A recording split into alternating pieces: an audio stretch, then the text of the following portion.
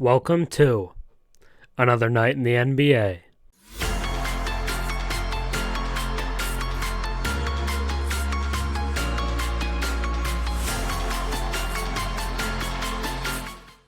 This is your 10-minute recap of the last night of NBA hoops. A night with only 4 NBA games, but it was still a very big night because it was the return of Ja Morant, which is obviously the main topic of the night, and that's what we'll spend most of this video talking about, is the return of Ja, because it was much better than we ever could have expected. I was talking with a friend before the game.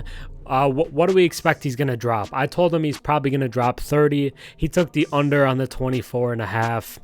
He went over that. He finishes with 34 points on 50% shooting. He also hit the game winner in this one, but he started kind of slow. There was like 4 minutes left in the first half, and he only had 5 points at that time in the game. It just wasn't falling for him early, and he couldn't really shoot. He was 0 for 5 from 3 in this one, but man, could he finish inside, and that's what we saw throughout the game, is him getting downhill, attacking with little floaters, runners, just kind of jumping, flying over defenders, and then laying it in. Soft little finger rolls, stuff like that. Easy looks at the rim is most of what we were getting from Ja, and man, was he great. And I saw a stat, it was posted by Stat Mamba after the game, that the leaders for lead taking shots within the last 2 minutes of games this season was LeBron with 4, and then Ja Morant with 3 in one game, compared to LeBron's like 25, and then Steph had 2 or something like that.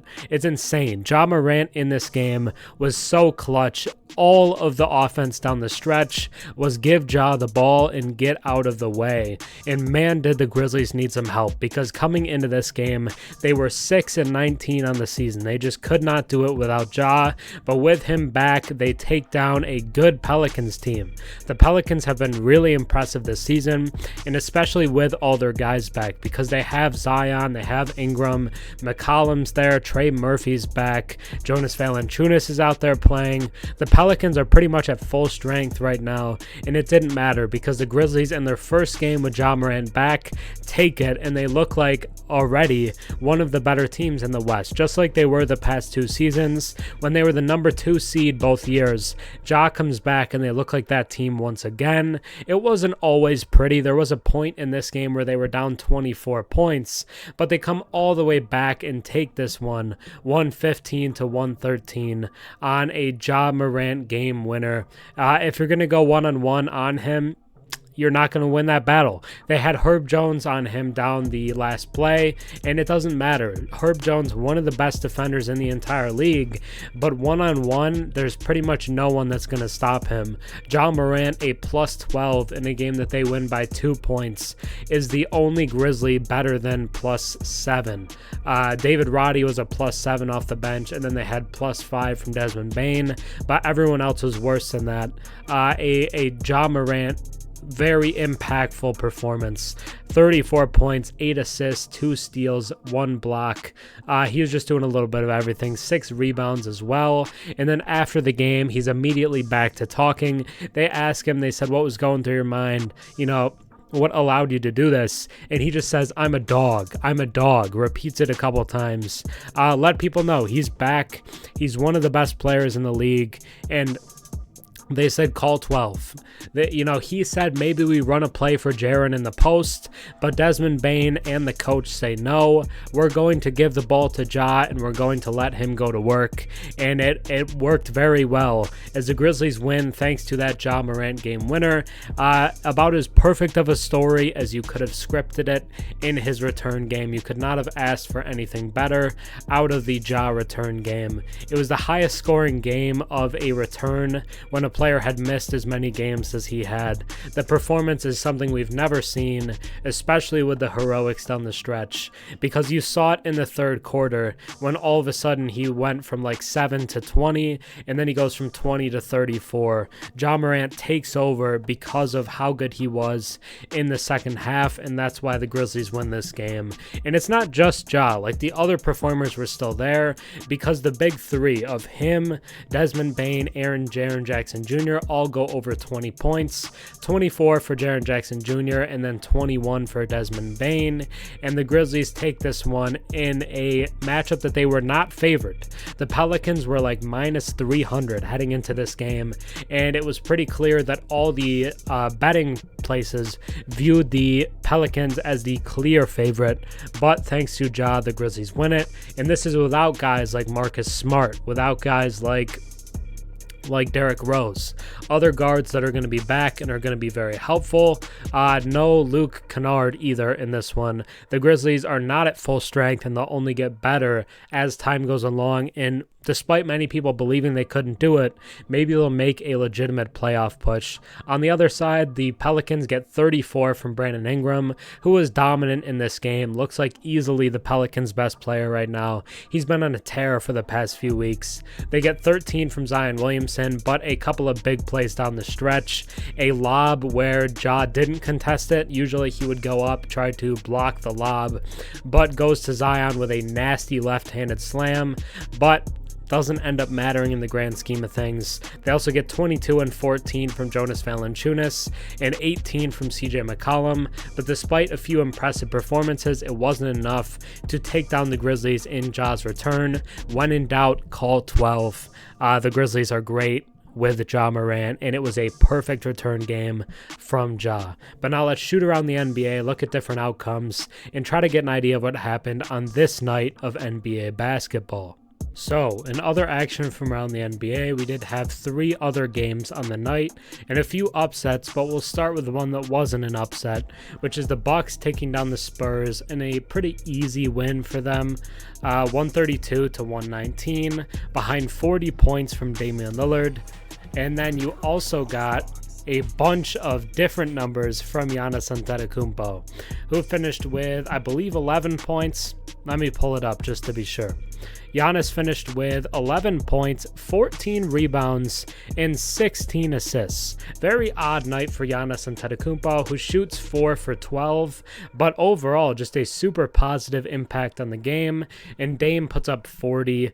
The Spurs in this one do not have Victor Wembanyama, so when you take out the best player from a team that's already not very good, I think it's pretty clear what the outcome is going to be, and that was definitely the case tonight in a game that the Bucks won easily over the Spurs.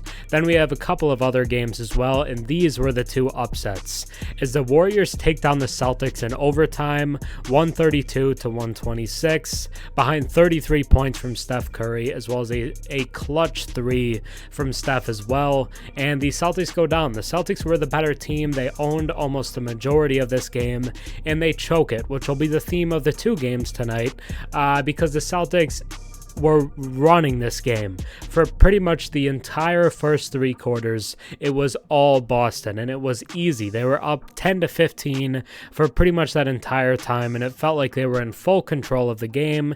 There was no way they would lose, and then all of a sudden the Warriors just catch fire just like that, and they take the game over. They send it to overtime, and they win it in overtime, and they move to 13 and 14 on the season, getting back closer to 500. That's now 3 straight wins for the Warriors, and maybe Draymond Green not quite as important to winning as a lot of people may have thought. Brandon Podziemski doing a great job stepping in and doing a little bit of everything. Trace Jackson Davis was also very impactful for them in this one, and the Warriors end the Celtics winning streak. I believe they'd won a few in a row, but the Warriors now win 3 in a row, and the Celtics fall to 20-6 on the season. And then the second upset of the night, the last game of the night, is where the Trailblazers beat the Suns 109 to 104. Both Kevin Durant and Booker play in this game, but the Blazers, who are 6-19 coming in, take down the Suns in a massive comeback. There was a 33-11 run in the fourth quarter. In the third and fourth quarter, it was spanning 2 quarters, but a massive run by Portland to steal this game from Phoenix. This one felt like a no-brainer win for Phoenix, and I think they kind of just underestimated the Blazers. This is a common thing that'll happen where you have a obviously better team that loses to a team that's not of their caliber. They take their foot off the gas, and once Portland had momentum, it was game over. Like, there was no chance for Phoenix. They made a little run at the end of the fourth to make it interesting at least, but Portland dominates the Suns in the second half. 22 from Jeremy Grant, and Kevin Durant puts up 40 in the loss, but they still lose, so it doesn't really matter at the end of the day. But now, as always, let's get into the last segment of the night, which is the top 5 players according to the Real Sports app. I wanted to do this to showcase who the great performers were on any given night, and let's just start off with number 1, which is Damian Lillard with 40 points, 4 assists, and 7 made threes. Giannis comes in at 2 despite a not great scoring night with 11 points, 14 rebounds, and 16 assists, the triple-double. Derek White comes in at 3 with 30 points, 7 rebounds, and 7 made threes. Kevin Durant at 4 with 40 points, 4 rebounds, and 5 assists. And it is Demetrius Jamal Morant rounding out the top 5 in his return game with 34 points, 6 rebounds, and 8 assists. And a fantastic return. Again, could not have scripted it better if you were trying to do so. But that'll do it for this night in the NBA. Another night in the NBA. Thanks for watching. Think about subscribing. I'm on the road to 12,000 subscribers. So if you enjoy the daily recaps, think about sticking around and watching some more of them. But that'll be it for me. So once again, I hope you enjoyed. Thank you for watching. I'm Herm. Have a good one.